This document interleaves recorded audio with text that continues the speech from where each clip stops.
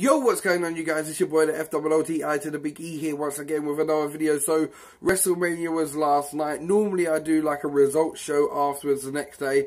I'm not going to do that today for the simple fact is, most wrestling fans will know the results. They will know what happened at WrestleMania last night. So what I'm going to do today is just a recap, a review of what happened last night at WrestleMania, what things I liked and what things I didn't like.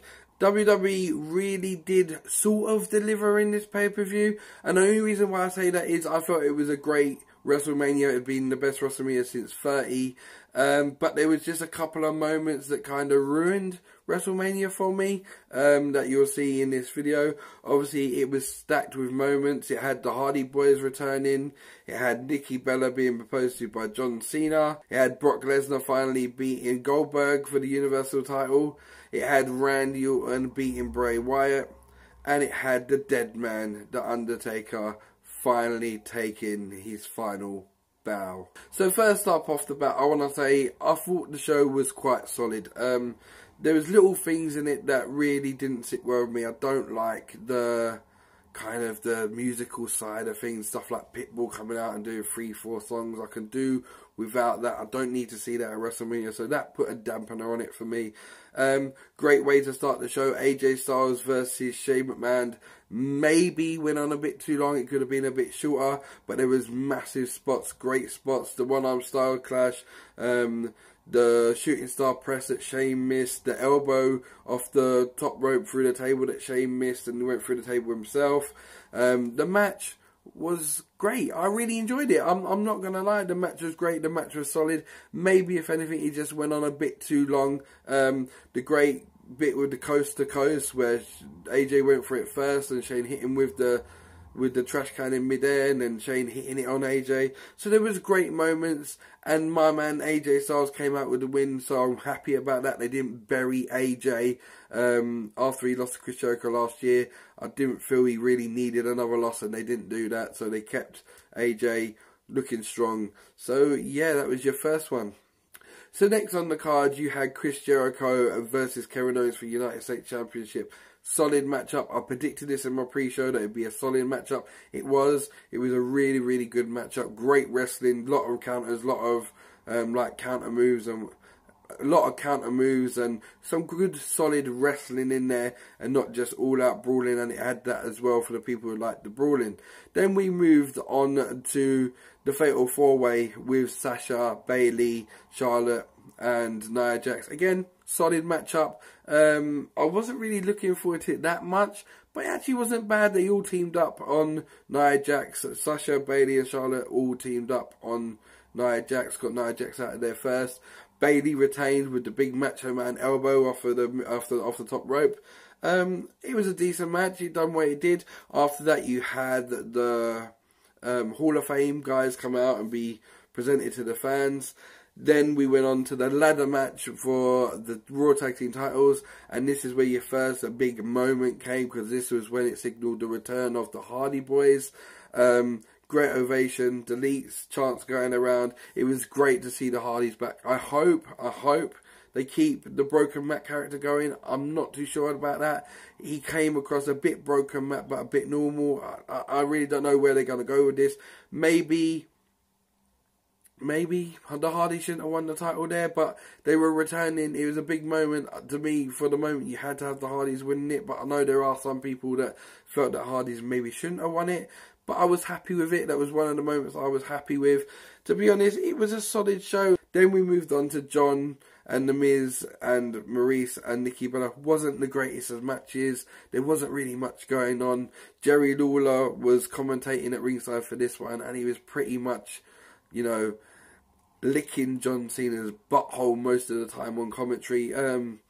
It is what it is. You know, it wasn't a great matchup. It had its moments. To be honest, the main thing with this matchup is what happened afterwards. After John Cena and Nikki Bella got the win, obviously John Cena proposed to Nikki Bella.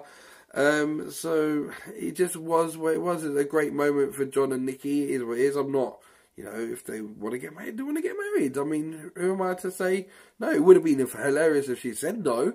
I mean, it would have been, guys. But yeah, it is what it is, and the show was doing alright.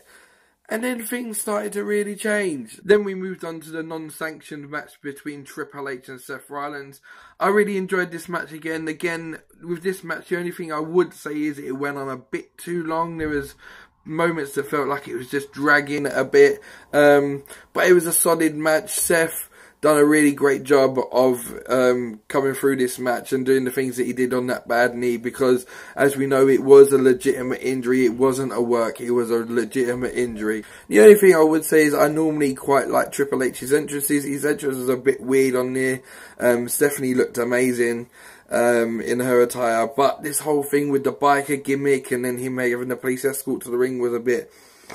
But you know what, he can't come out as the Skull King all the time, I suppose. But it was just a bit out there.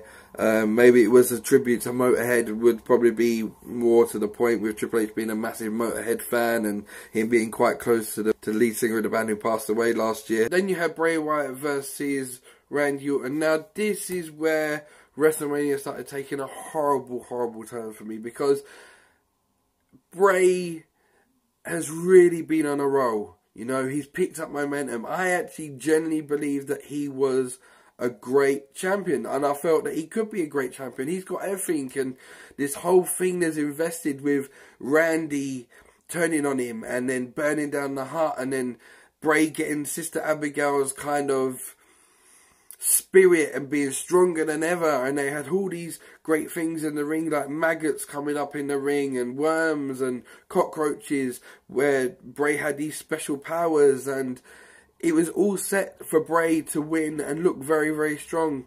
And then the WWE went and done something they've been doing for God knows how long, and they desecrated and killed off Bray Wyatt's character.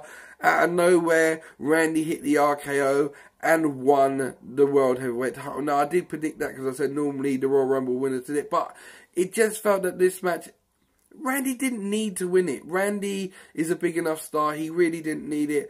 I felt Bray was really coming into his own during this whole thing and this run he was having, and it would have been good for Bray to hold on to the title, but they just didn't go with that. I don't understand why, and I just felt like it's just desecrated and killed his character once again. But it is what it is. And then we moved on and we had Brock Lesnar versus Goldberg. Better match than what I thought. Brock just took Goldberg to Suplex City, threw him about a bit. Goldberg did hit a couple of spears, maybe even 3, 4 on Brock Lesnar. Even the jackhammer, and Brock Lesnar kicked out. Brock Lesnar is your new Guardian of the Galaxy Milky Way champion on Raw. It was better than it was, but this was another low moment for me. Then we had the SmackDown's Women's title match, which, to be fair, I was very much worried was getting bumped from the card. Only because by this point we were a good 4.5 hours into the show. And I was thinking, they're not going to go for a 5-hour WrestleMania or longer. But they did. WrestleMania was 5.5 hours in the end. Naomi won it. I did predict Naomi would get the win. That's exactly what had happened. And then everything just went wrong. The last match was Roman and Undertaker. And I'll be honest with you, as soon as Brock and Goldberg went on a couple of matches before that, I knew that Undertaker's time was up. They would not put Roman Taker last for no reason. It kind of gave it away a bit. Now, it's the right time for Undertaker. I want to say that. It's the right time. Undertaker hasn't looked great of late. He hasn't been moving well. And it's long overdue, people, to be honest. It's long overdue. I was upset. It was emotional watching the whole, him putting his hat down and everything at the end. My thing is, I wouldn't have liked it to be Roman. I would have loved to see maybe John versus Taker. John Cena versus Taker, maybe. To go on that one, I would have found that a bit more, you know, because both of them are coming to the end of their careers, both being great kind of stars at WrestleMania. Yeah, I would have much preferred that. But it is what it is. Roman got the win. Taker went out like a true champion that he is, legend that he is, on his back. That's how most wrestlers want to go out. It was just really, really emotional. But you just kind of knew, as soon as Jim Ross came out as well, it cemented the fact that it was going to be Undertaker's swan song. It was his last goodbye. You know, JR commentating on the match, on the action, and the fact that it went on last really did cement that. It was really emotional. Undertaker's kind of like taking off the hat and everything, as I said, and putting his gloves in the ring, and the walk at the end, and just as he went through the thing, the bell tones hit and the older lights in the stadium went out at the Citrus Bowl. And that's how WrestleMania ended. All in all, apart from the desecration of Bray Wyatt and the emotional failure of The Undertaker, now I've had time to think about it, it was a solid WrestleMania, had great moments, and it was a solid WrestleMania. I was bitter at the time. I love Bray, and it's always hard to say goodbye to a legend like Taker. You know, I've grown up with Undertaker pretty much the whole time I've been watching wrestling. I started watching wrestling just as he debuted in '90, so it now feels like a part of my childhood is now coming to an end and we're moving on, you know, but he deserves it. I can't wait for Raw tonight. I always look forward to the Monday night after WrestleMania, and I think Undertaker will get a nice little send-off. And we'll see some new stars pop up. The return of Finn Balor, Shinsuke Nakamura coming up from NXT should be good. So yeah, this is just my recap and review on WrestleMania. All in all, it was a good, solid show, guys. I can't stress that enough. It just did have its disappointing moments, but you know, it is what it is. You can't knock it. It just was. There was solid action throughout. I'd say it was a good B+. Just borderline being a bit higher WrestleMania. It's the best WrestleMania we've had since 30. So I'm out of here once again. If it's the first time you see my content, remember to subscribe if you're new. I'm always back with wrestling content. Hit the thumbs up if you made it to the end and you like this video. So yeah, I'm out of here, guys. I'm literally running on 2 hours sleep at the minute. WrestleMania finished at 5:30 in the morning in the UK, and I was up by 7. So yeah, it's going to be a long day, people. So I'm out of it, guys. Take care, bless, and peace, people.